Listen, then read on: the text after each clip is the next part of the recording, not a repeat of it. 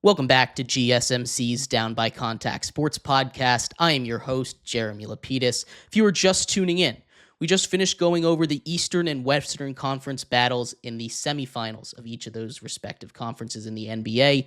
In this segment, we turn our attention over to the NBA draft lottery.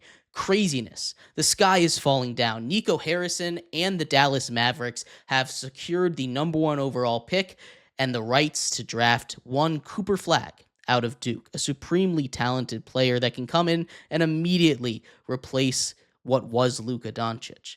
I'm still here with Marab, but before we get into that conversation, remember, if you would like to be an even bigger part of the show than you already are, all you need to do is go to gsmcpodcast.net. Or if you're on YouTube, you can use that super chat feature. If you do either of those two things, a message should pop up on the bottom of the screen for you, me, and everybody else around the world to see. If you do have a burning question about sports, anything at all that you would like to ask, go ahead and throw that in the comments. Throw it in the chat. I will get to it as soon as I possibly can. I appreciate everybody so much for sticking around, talking some sports with me here on a beautiful Monday, May 12th. But like I was saying, we are going to get into the craziness that was the NBA draft lottery. Of course, Christmas over there for some teams, not a good day for others. And we're going to start off with the miracle. 1.8% odds for the Mavericks to get the number one overall pick. Is it rigged? It's not rigged, but there's certainly a little bit of suspicion there with the Mavericks getting it and all of the hate towards Nico Harrison.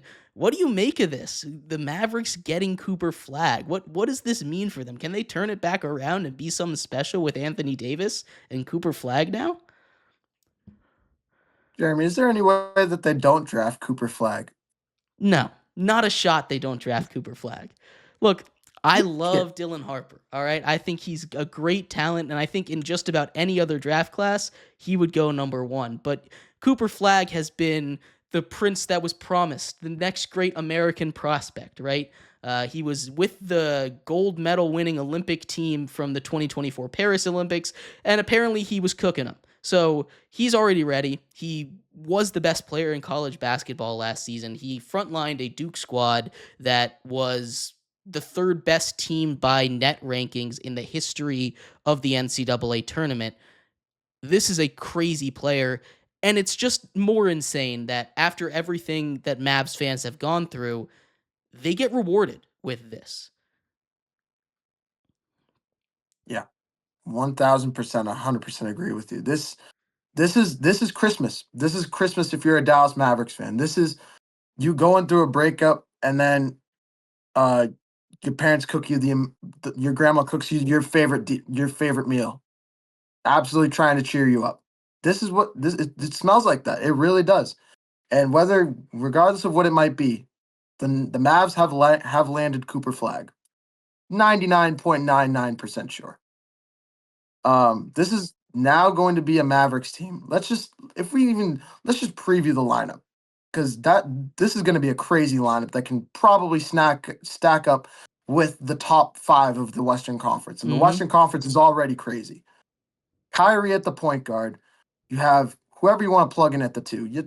I don't even know who to plug. Let's just say Cooper Flagg at the 2, which is not going to happen. Let's just say that. Say you put PJ Washington, Daniel Gafford, and then Anthony Davis as a starting 5. It's probably not going to happen, but I wouldn't be shocked if they put in that lineup as a big 5 from time to time. That's dangerous. This Mavericks team is going to be one of the best teams in the West, and they're going to be one of the best teams in the NBA. The Mavericks have gone from a Luka-less franchise that felt like they lost all their magic to it feels like they went from exactly what Nico Harrison said. We want to focus. Defense wins championships. It really feels like they flipped that ideology into reality.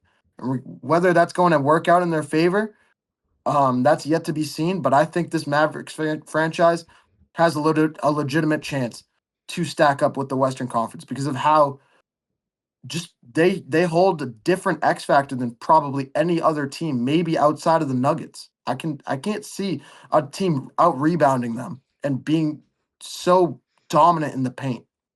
And that's just my take on it. Yeah, no, you're right. There's not a shot that another team with the bigs they have, especially if they find a way to work in like a three big lineup, we're talking Anthony Davis, Cooper Flag, and Derek Lively or Daniel Gafford, whichever one.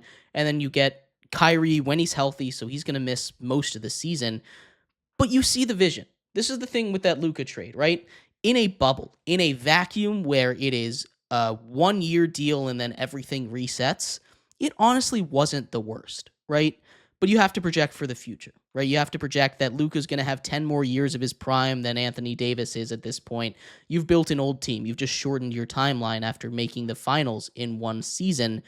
This is huge for them. Cooper Flag instantly resets that timeline, and you get Anthony Davis.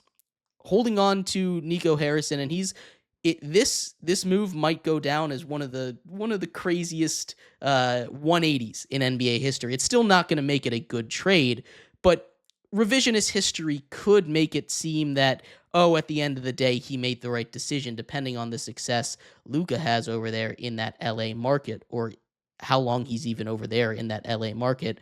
But outside the Mavericks, which 1.8% is the fourth lowest odds in the history of the draft lottery to ever get that number one overall pick, there were a couple other surprises as well. The three teams that were tied at 14% to get that number one overall pick are picking 4, 5, 6 in the Hornets, Jazz, and Wizards, while the Spurs get that number two overall pick. The Spurs, of course, most likely going to draft Dylan Harper out of Rutgers. He is someone that I think in most drafts would be a first overall pick. This is a really good spot for them as well. You get to pair him and De'Aaron Fox in that backcourt, which I think they both play a very similar style of basketball. So I'm curious how that fit works. But you put him with Wemby, that's about as good as you can possibly get. The other opportunity, and we kind of touched on it a little bit in the last segment we talked about, they could trade this number two overall pick for, along with some other things, for a guy like Giannis. And the Bucks immediately reset. The Spurs make one of the scariest front court, in the history of the NBA with Wemby and Giannis right there. And that works out for everybody. The Spurs wouldn't have to give up too much, and the Bucks get an immediate reset of the franchise. Is that more likely than them drafting at number two? Honestly, there's a world.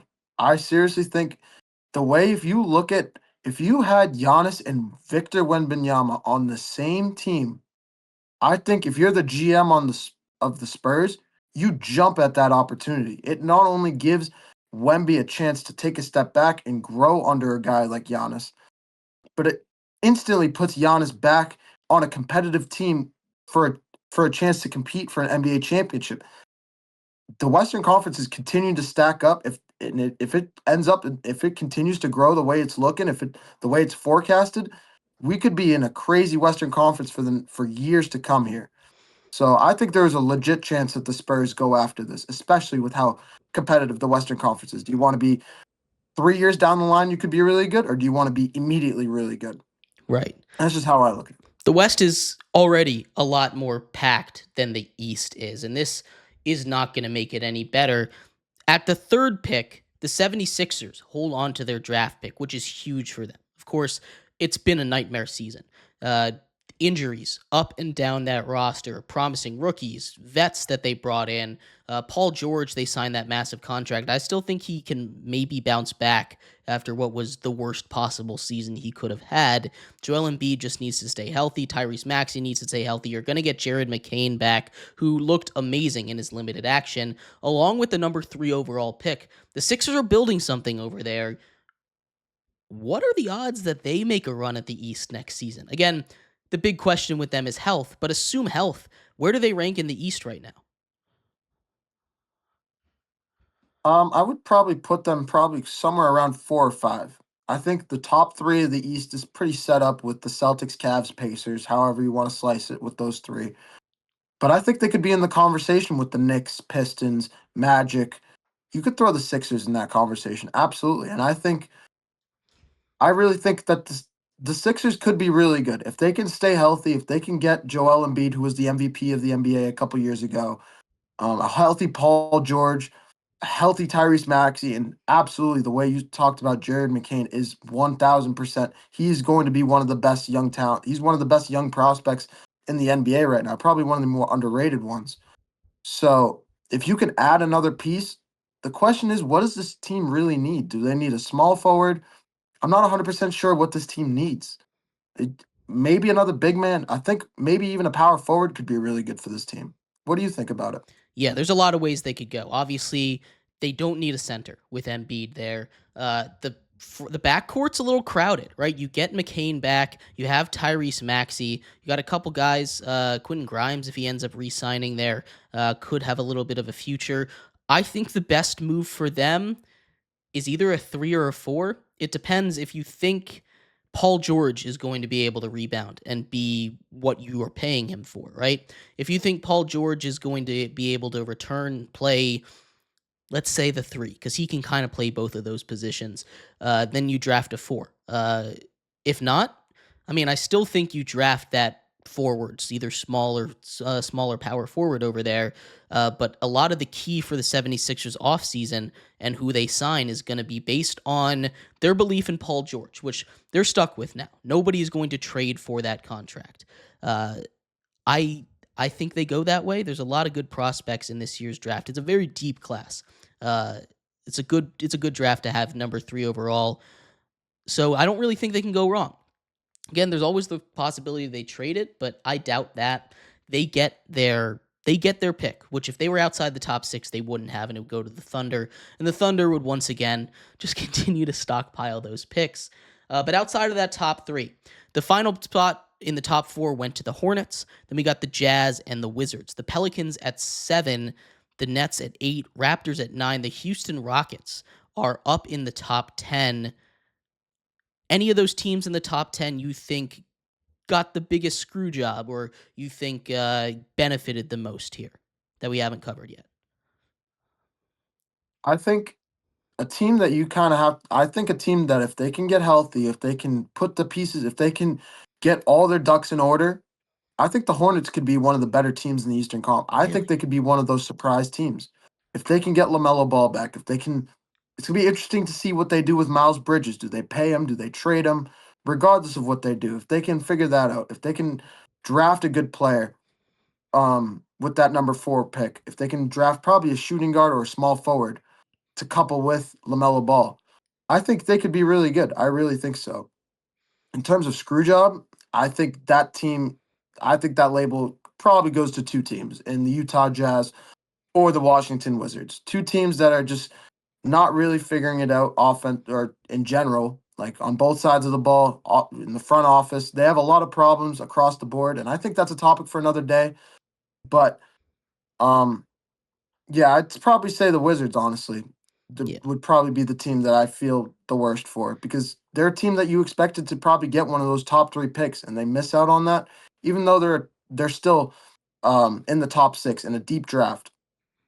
You expect better if you're a Wizards fan and you struggled the way you did in the regular season. Yeah, the Wizards are a weird team for sure. I like what you bring up there. Obviously, falling past that number 2 spot, I think immensely hurts the Wizards. I think if they get one of the top 2 picks, they're the Pistons of next year. You have a lot of promising young talent on that Wizards team, and despite them only winning 18 games, they were close, especially down the stretch in a lot of them. So this is a Wizards team that I think is a lot closer than a lot of people think, but being sent down to number 6 as opposed to picking in the top 3, I think completely kills their chance for next season, at least of making a Pistons-esque run. The Spurs, outside of the number 2 pick, get the last pick in the lottery now. They have 2 picks in the top 50. They've got 2 picks in the top 14. They get the 14 and the 2. They're the only team right now with 2 picks in the lottery. Kind of goes back to that Giannis situation. The Bucks, I think the Spurs are starting to gain a little bit of momentum, especially after tonight.